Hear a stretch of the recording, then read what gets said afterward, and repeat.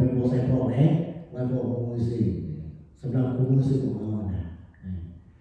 บางทีพวกประชาชนกลัวไม่กลัวเราเคยทั้งหมดนะมันบอกใครจะเป็นดีแต่ที่เป็นเรื่องว่าเกี่ยวกับเพื่อควบคุมรู้อย่างนี้จะควบเลยทุกโลกเพื่อเขาเส้นอย่างกระซ่าที่หมายของเขาต้องมีจุดที่หมายเขาจะฮิตไปถ้าฮิตแล้วนะดูอย่างก็คืออาตมาถามพ่อมาจุดพ่อมาบ้านมาเพื่อนอะไรอย่างเราไปกินข้าวพ่อมาละบางคนอ่านสวยจังเลยมากินข้าวล่าเนี่ยหมายความว่าเขามาวัดมาเอาบุญมาทำบุญให้บุญ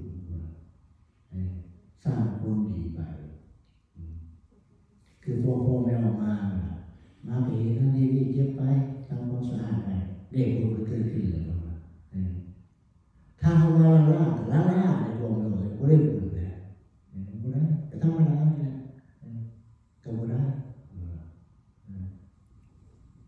บางครั้งเขาถามเองว่าบุญไม่ใช่ยังไงบุญไม่ใช่มาเขาถึงว่าบุญคือเดี๋ยวเขาต้องไปทำงานพวกเรา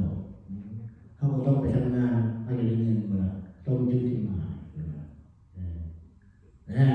ถ้าพอสังเกตฟังเลยซึ่งเนาะถ้ารู้เรื่องเลยไม่ว่าพูดว่าบางครั้งเขาจุดกูมีบ้ามีกรรมอะไรเท่ประมาณเลยเคยบอกพอสังเกตเคยบอกบัดนี้อัตมาถามคือการพอมีกรรมมีบ้ามีกรรมมันเป็นจังได๋มันเป็นเกิดอะไร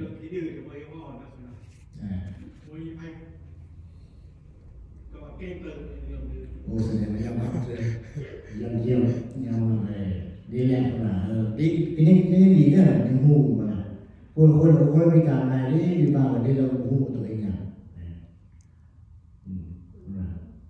บ้าบุญกรรมนู่นน่ะมูไม่ภาษาให้ขึ้นเขาเองเห็นเขาเองเพราะว่าไม่ยังกระซ่าเพราะว่าไม่ยังกระซ่าเขาย่างตายในน้ำตัวหนึ่งตายเปลี่ยนตายพ่อเปลี่ยนตาย